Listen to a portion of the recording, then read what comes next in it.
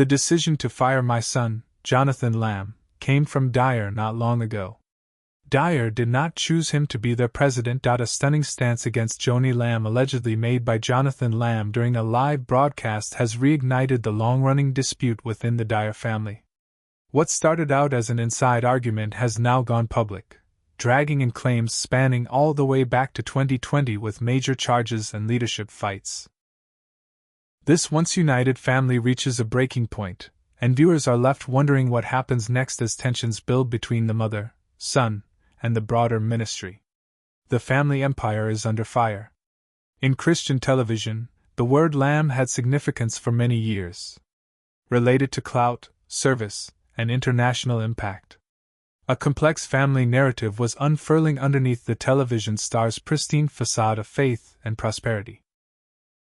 This simmering animosity between Joanie Lamb, her son Jonathan, and the legacy she and her late husband Marcus Lamb worked so hard to build has now burst into full-blown public controversy.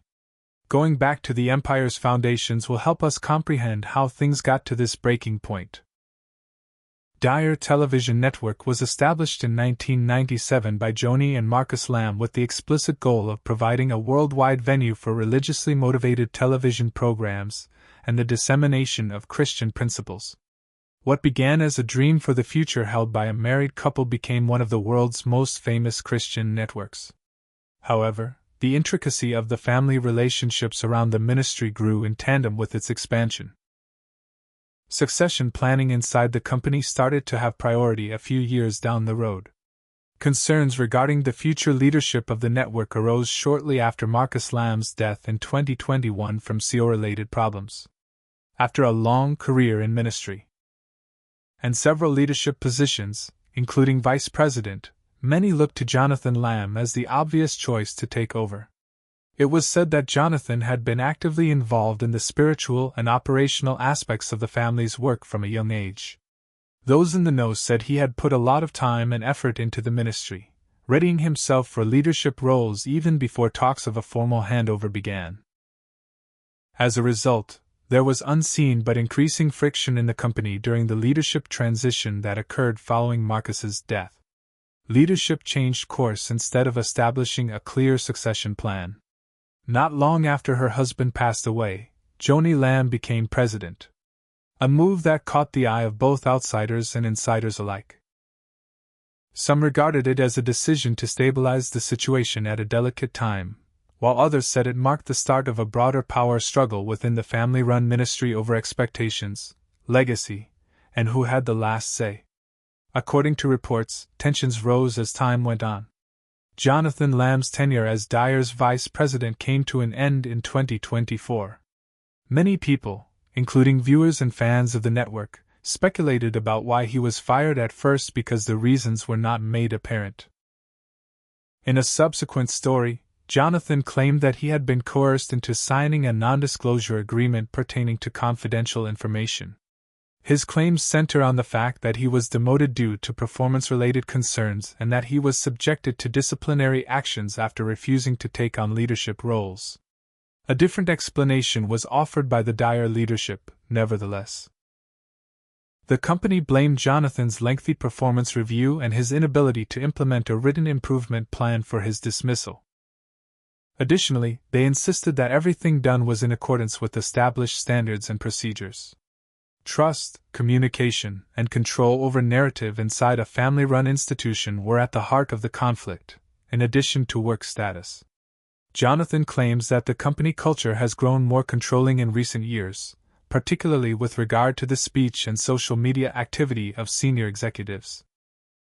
He said that in this culture, many were afraid to speak up about personal issues for fear of retaliation. Adding fuel to the fire was the imposition of rigid rules that allegedly forbade criticism of ministry-related matters involving family matters, internal changes, or leadership decisions. Concerns regarding accountability and openness within the organization were voiced by Jonathan and his supporters in response to these limits. But arguments within the family over individual ideas were perhaps the most contentious. Disputes between the mother and son reportedly stemmed from deeply emotional issues as well as professional ones, including divergent beliefs and relationships. And just when things were getting down to a business issue, they became much more personal. One that would exacerbate existing divisions. Because a new scandal was subtly brewing within the family circle, in addition to leadership conflicts and policy differences. One that would quickly change the focus of the story from internal reorganization to a very personal struggle with loyalty, faith, and marriage. As events proceeded to push the limits of their ministry and completely alter how the public saw the Lamb family. A fresh union that reopened old wounds, while ministry tension simmered, and a personal development sprang out that would drive a wedge deeper within the Lamb family. What seemed like a personal choice at the time became a flashpoint for ideological and emotional strife, with repercussions that extended well beyond the institution of marriage. Joanie Lamb, a leading personality in Christian media who had spent decades molding public discourse on marriage, biblical values, and faith through the network she co-founded with her late husband Marcus Lamb, was at the epicenter of this change. For a long time, Joni was involved with teachings that emphasized traditional Christian beliefs, such as rigid views on remarriage and divorce. That is why, in 2023, when word got out that she had remarried, it not only caught the interest of everyone in her family but also of the network's viewers. She wed popular Christian counselor Dr. Doug Weiss, who was already well known to her from his appearances in ministry-related venues and their larger professional circle. The connection seemed to be based on common ground, mutual understanding, and a history of Christian friendships on paper. Despite the public portrayal of harmony and faith, the decision allegedly became a contentious and tense issue within the family.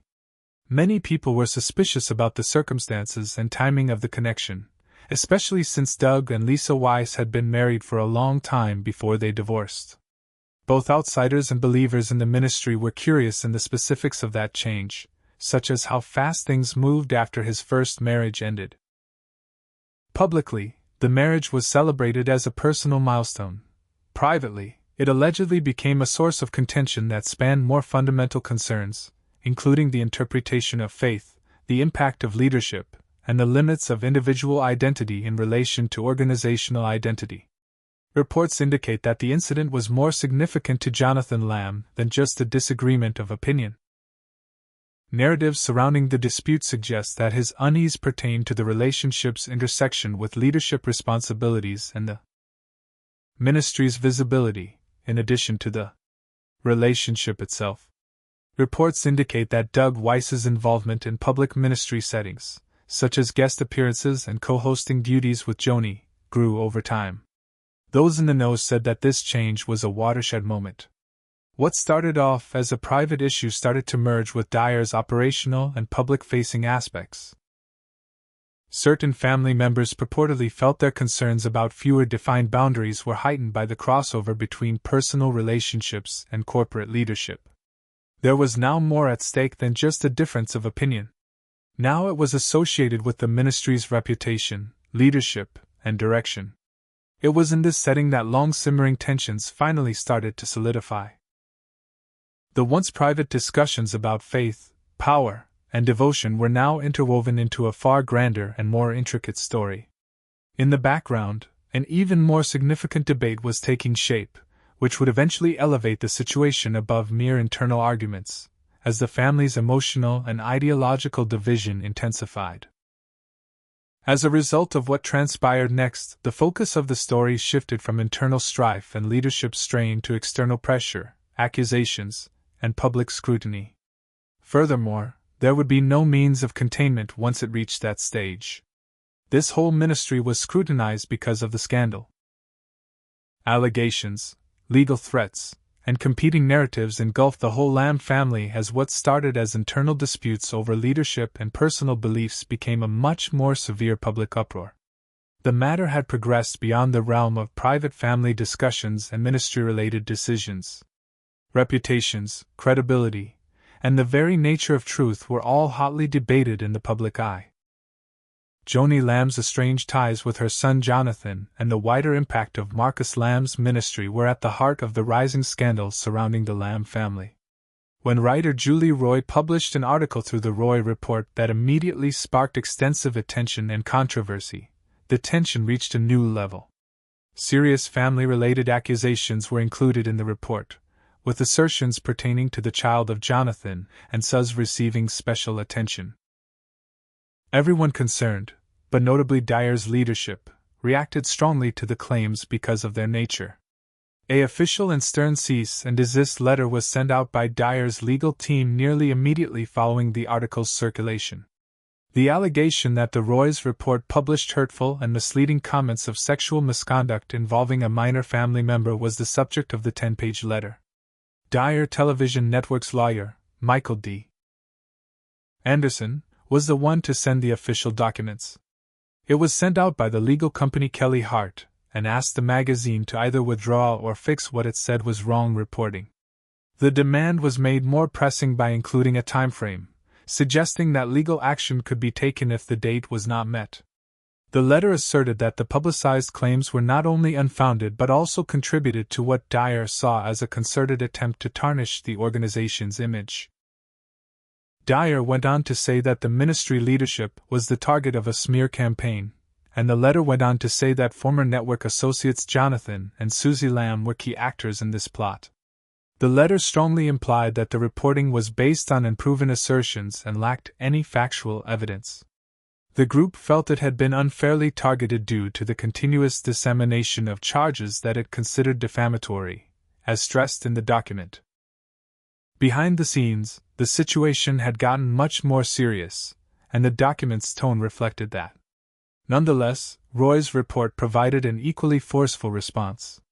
Christine Jones, their lawyer, denied Dayar's claims and defended the journalists' honesty in their coverage. According to her, the magazine had done the right thing by contacting Dayar before the story came out and giving them a chance to comment. Their perspective is that the reporting was backed by evidence, including interviews, documents, and investigations, which proved the claims. They claimed that the claims necessitated widespread investigation because of the gravity of the questions they posed. After a while of arguing, it became clear that this was about more than just journalism. The dispute escalated into a larger power struggle about whose story the public is being told, and who is to blame. Julie Roy, a journalist, spoke with the Christian Post separately to raise her worries about Joanie Lamb's public remarks about the accusations. Julie voiced her doubts on the thoroughness of Joanie's comments, even though she had addressed some of the topic in a video debate, while serving as president of Dayar. She brought attention to what she perceived as discrepancies and unresolved concerns related to the occurrence. Meeting minutes, due dates, and company reactions to the first accusation of wrongdoing were all things that worried her. She claimed that the public explanation still had major holes that had not been filled. Additionally, Julie brought up concerns regarding the ostensible closed-door nature of some encounters and the apparent lack of opportunity for some participants to speak freely about their experiences. An already delicate issue was further complicated by these inquiries. Concurrently, the Dayar leadership maintained their denial of any misconduct. The accusations were publicly denied by Joanie Lamb, who characterized them as unfounded and part of a larger effort to denigrate her and the ministry. She insisted that the story that was going about did not tell the whole truth. While speaking publicly, she brought up an event involving her granddaughter and said that people had misconstrued and distorted the facts.